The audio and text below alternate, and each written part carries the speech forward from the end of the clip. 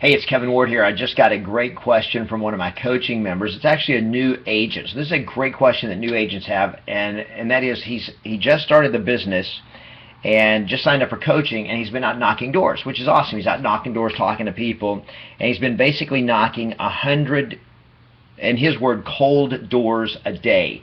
And the question is, I got a few numbers, phone numbers from people that I knocked 100 doors.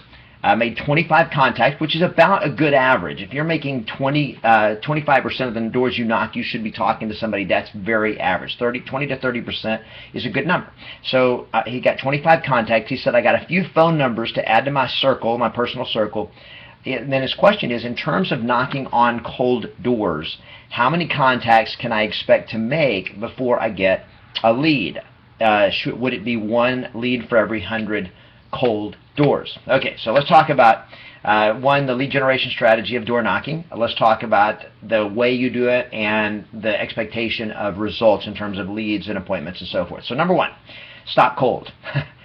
Stop whatever you're doing prospecting. Stop cold. There is no cold doors. There is no cold calling. When you approach it with that energy, and I teach my coaching members, words have energy. And so when you approach and say, I'm doing cold calling, I'm doing cold door knocking.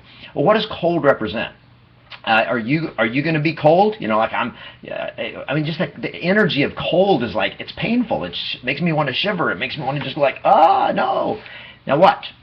That's the energy that you have when you go knock on somebody's door, or are you expecting them to be cold? Whatever it is, it's not a positive energy. So eliminate cold calling. It's all warm calling. Why? Because I'm warm and I expect them to be warm. And when you approach it that way, the energy, the expectation is different, so you're going to get a different result. Now, some of the things he's doing right. One, he's out knocking 100 doors a day, which is awesome. So, and if you're going to call it something, and you're just out knocking doors that people you don't know and have no connection with, then the most unproductive lead generation strategy or prospecting strategy is what I just call random calling. Random phone calling would be the least effective, and then random door knocking would be the second least effective. So here are some of the keys to being powerful with your lead generation, with your prospecting, and then what kind of expectation you can have when you're doing random door knocking or talking to people that you have no real reason to talk to them. So number one, be hungry. You got to be hungry. And I love this about this young man. He's hungry. He's out there making it happen. So great job. Keep making it happen. Be out there taking massive action. However, it takes more than just being hungry and willing to work hard. The second thing is you got to be strategic. And I really believe that as real estate agents, we've got to get way more intelligent about success than most agents are. Most agents have not been real intelligent about success. It's like, okay, where can I find the next listing? Where can I find the next deal? Where can I find the next lead? And they're just out chasing around looking for the next deal. So understand that when it comes to prospecting, not all contacts are created equal. I want to find out what is the best action I can take today to get the most return for my money. So when it comes to talking to people every single day in your prospecting, there should be a hierarchy of priorities of who I want to be talking to.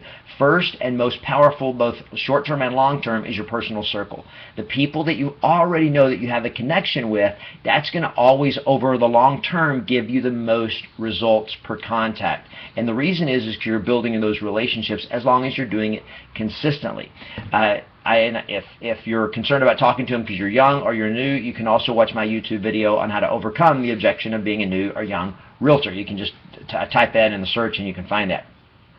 But over time, that's going to be your best. The second thing is then your turbo leads. That would be for sell by owners. Expireds are the two most, they're the easiest ones to find and the most common. Then you've also got probate, and you've got distress sellers, which would be like notice of defaults, short sale prospects, or people going through divorce and so forth. A little tougher to find, but they're motivated.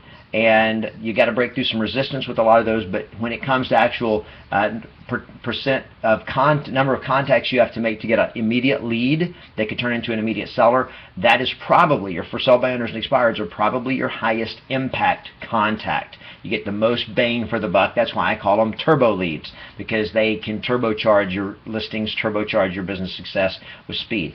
Next are open house event invites. You've got a listing. Go out and knock all the doors around it and invite people to a neighbors only pre-open house event and get them to come to it. And I'm now not soliciting, I'm now having a conversation with them, and you can find that video on how to do an open house event invite. I think it's on YouTube, and I think you can find that.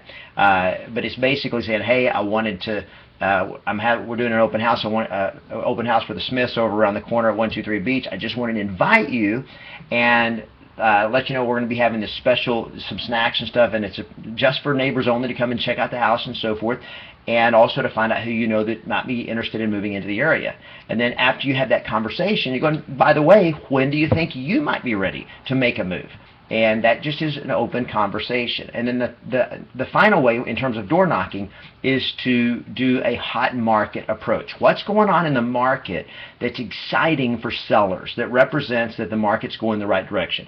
Maybe it's the days on the market. Maybe it's the number of homes that have sold in the last 30 days in less than 30 days. Or maybe it's the number of homes that have sold in the last 30 days at or above list price. And when you've got that happening, it just lets sellers know things are happening. The average sales price is going up by 3% a month or whatever it is.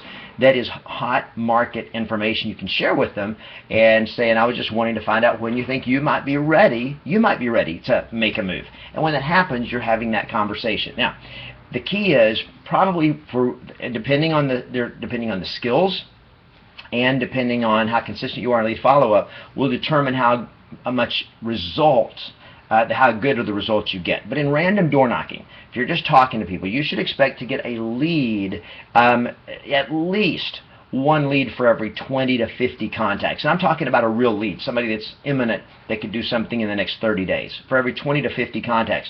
If your skills are better, you may get a lead every 5 to 10 contacts. If your door knocking expired and for sale by owners, you're probably going to get a lead, at least a lead, every 2 to 5 contacts. So it just depends a whole lot on, number one, who you're talking to, and number two, the skill with which you're having the conversation. And there's a lot of things like, how do you define a lead? If a lead's anybody that's going to do something the next year, you're going to get a lot more leads than if you define a lead as somebody who's imminently thinking about buying or selling, or they're referring you to somebody who's looking to buy or sell.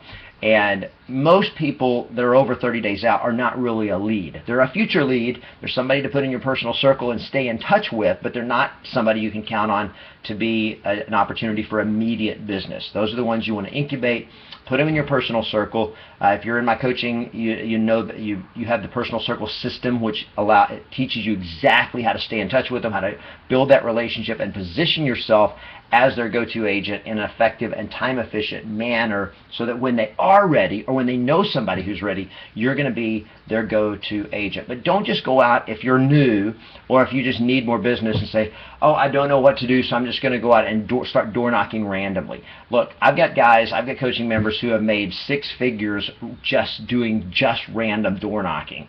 But it's hard, and it takes a lot of energy and a lot of time, and you're going to get a lot more no's than you are yeses. So be more strategic and make that a part of it.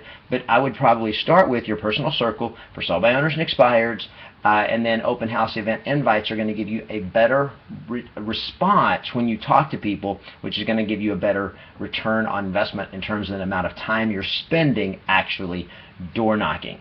Key is be strategic, be hungry, make it happen.